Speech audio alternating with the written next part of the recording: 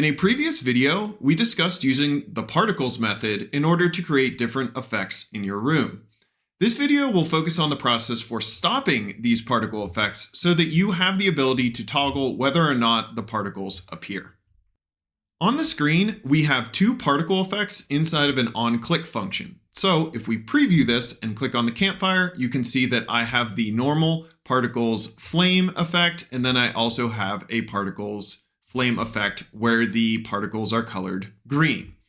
And right now, whenever I click on the campfire, these particles will start and they will not stop. And so the question becomes, what if I want to stop particles from appearing? But the other aspect is, what if I want to stop one of the particle effects, but not the other? And this is where we need to add in some additional information so that we can control each of the individual particle effects as to whether they appear or not.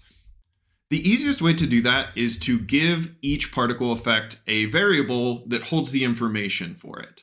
And so let's make a local variable called particles flame.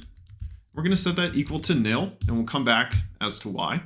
And then we'll create another one, local particles green, and we'll also set that equal to nil.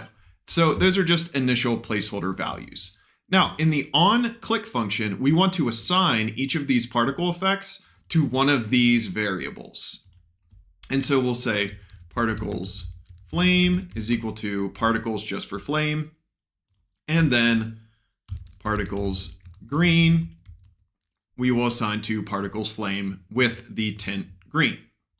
Now, the next thing comes into play is, let's say that we want to stop the green particles after 3 seconds. So we can implement a wait. We'll say 3, and then we'll pass in a callback that will just say stop. We'll call it stop flame. We can't call it stop particles because that's the method that we will use.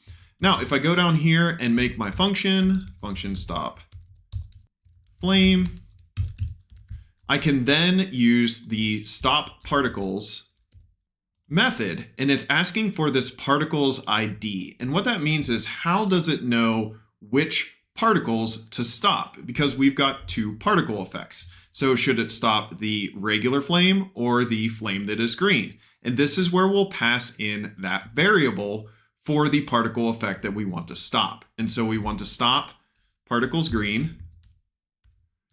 Oh, that says particles. Let's fix that.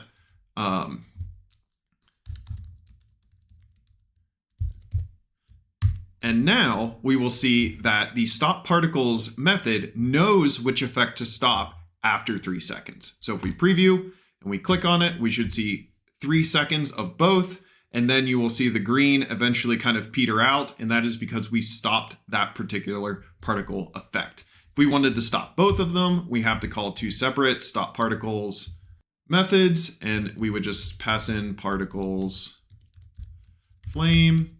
And now whenever we preview, both of them should stop after 3 seconds.